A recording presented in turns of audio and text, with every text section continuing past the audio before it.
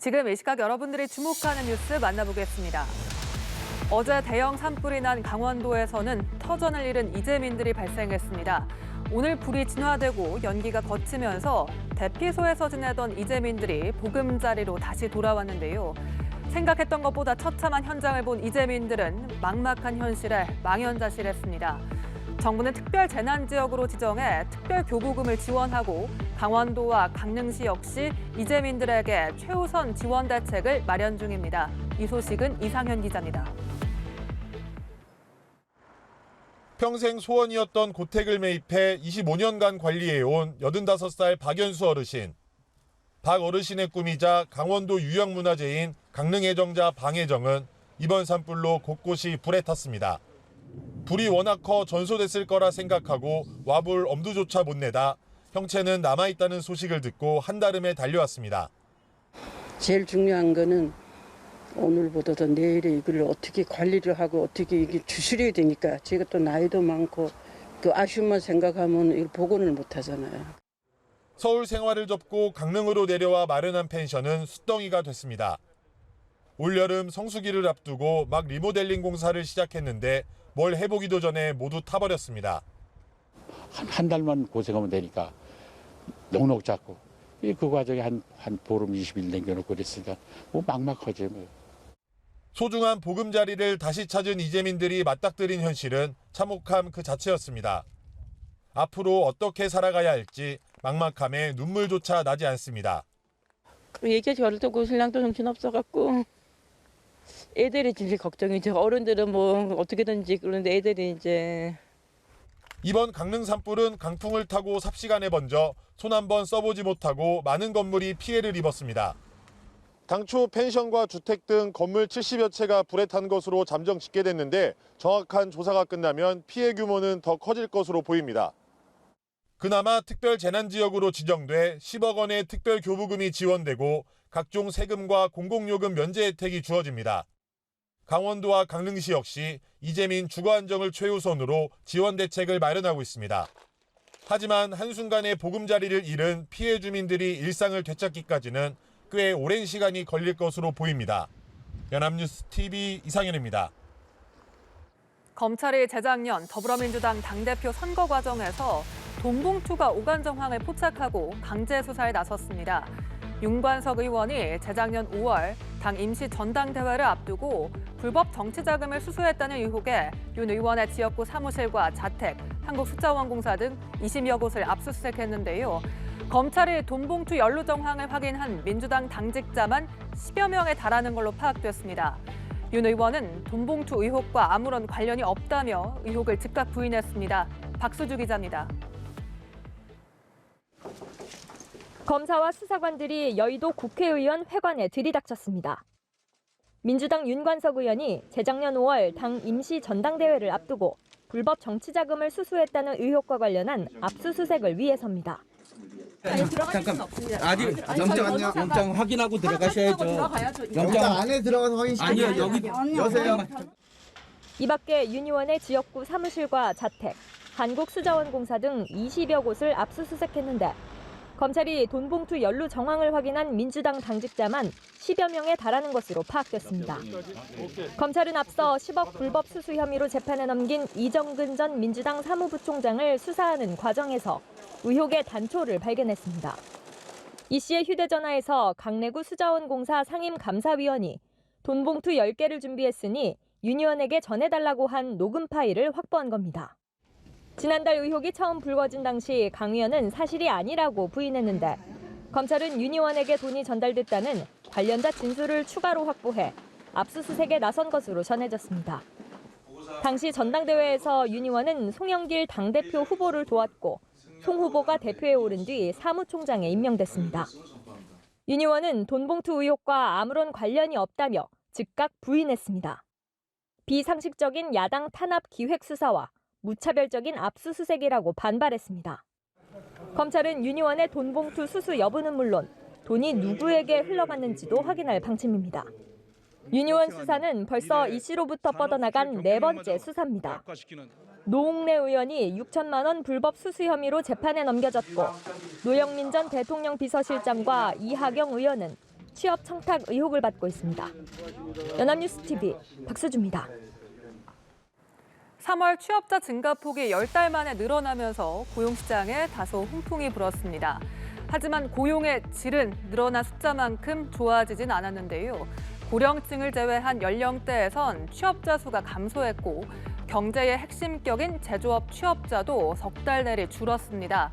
감소폭으로 보면 19개월 만에 가장 컸는데요.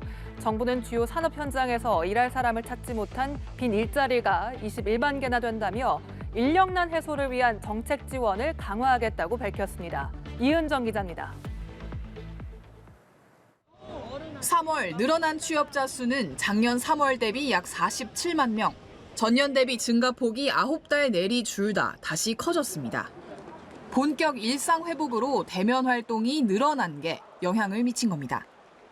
경기 둔화 등의 영향에도 불구하고 외부 활동과 돌봄 수요 등 증가로 취업자 증가폭은 전월에 비해서 확대되었고 하지만 고용의 질은 늘어난 숫자만큼 좋아지진 않았습니다. 60세 이상 취업자 증가폭은 3년여 만에 최대였지만 이들을 제외한 연령대 취업자는 7만 8천 명 감소했기 때문입니다. 특히 20대 이하 청년층과 경제의 허리격인 40대는 각각 5개월과 9개월째 감소세가 이어졌습니다. 경제의 핵심격인 제조업 취업자도 석 달 내리 줄었는데 감소폭으로 보면 19개월 만에 가장 컸습니다. 반도체 등의 수출 부진 여파로 풀이됩니다. 한편 정부는 주요 산업 현장에서 일할 사람을 찾지 못한 빈 일자리가 21만 개나 된다며 인력난 해소를 위한 정책 지원을 강화하겠다고 밝혔습니다.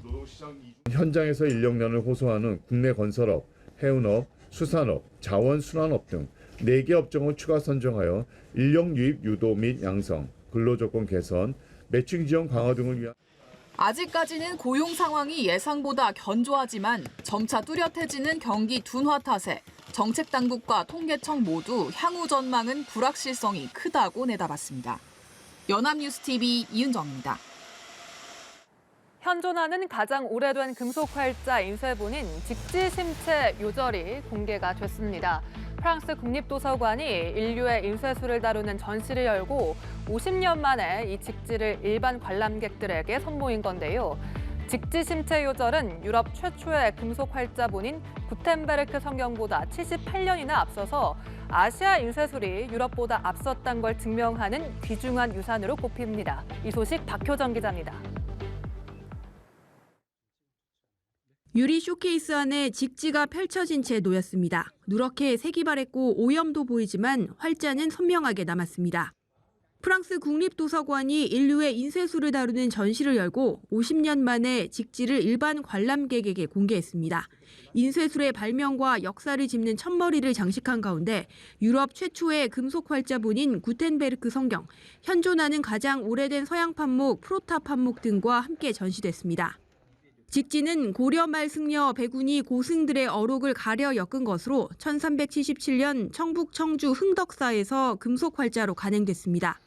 구텐베르크 성경보다 78년 앞서 아시아 인쇄술이 유럽보다 앞섰음을 증명하는 귀중한 유산입니다. 1900년 당시에 파리 만국 박람회를 통해서 이 직지가 공개가 되었는데 1377년이라고 하는 절대연대가 확인이 된 거죠. 청주 목의 흥덕사지라고 하는 사찰에서 금속활자로 인출되었다라고 하는 간행 기록을 정확하게 남기고 있어서 그 당시 이제 많은 분들이 놀랐고. 직지는 조선 말 주한 대리공사를 지낸 프랑스인 콜랭드 플랑시가 수집해 1900년 파리 만국 박람회에서 최초로 전시했고 프랑스 국립도서관에 기증됐습니다. 고 박병선 박사에 의해 1972년 존재가 알려졌고 이후 국립중앙박물관 등이 국내 전시를 추진했지만 압류 가능성 등을 이유로 성사되지 못했습니다. 이번 전시를 계기로 문화재청과 프랑스 국립도서관이 연구 협약을 맺은 가운데 국내 전시 가능성을 타진하는 한편 한국문화재연구조사가 활발해질 전망입니다. 연합뉴스TV 박효정입니다. 원숭이 두창으로도 불렸던 엠폭스 확진자가 2명 더 발생했습니다. 지금까지 확진자는 총 8명인데요.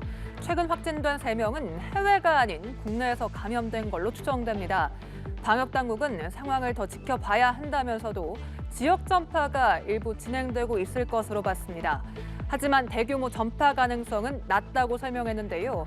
엠폭스는 자발적 신고가 없으면 발견이 어렵다며 증상이 나타나면 신속히 병원에서 진단과 치료를 받아달라고 당부했습니다. 차승은 기자의 보도입니다. 엠폭스에 감염된 7번째, 8번째 확진자는 서울에 사는 우리 국민입니다. 7번째 확진자는 발열 등 전신 증상과 피부병변으로 병원을 찾았다가 관할 보건소로 신고됐고 8번째 확진자는 오한과 피부병변을 앓다가 보건소에 직접 신고한 것으로 알려졌습니다. 어떤 경로로 감염됐는지, 누구와 접촉했는지는 역학조사가 진행 중입니다.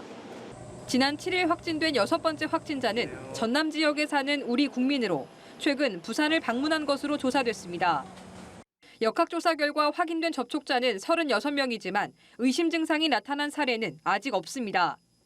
이전 확진자 5명과 달리 이 세 확진자는 최근 해외여행을 간 적이 없어 지역 감염으로 추정됩니다. 방역당국은 상황을 더 지켜봐야 한다면서도 지역 전파가 일부 진행되고 있을 것으로 봤습니다.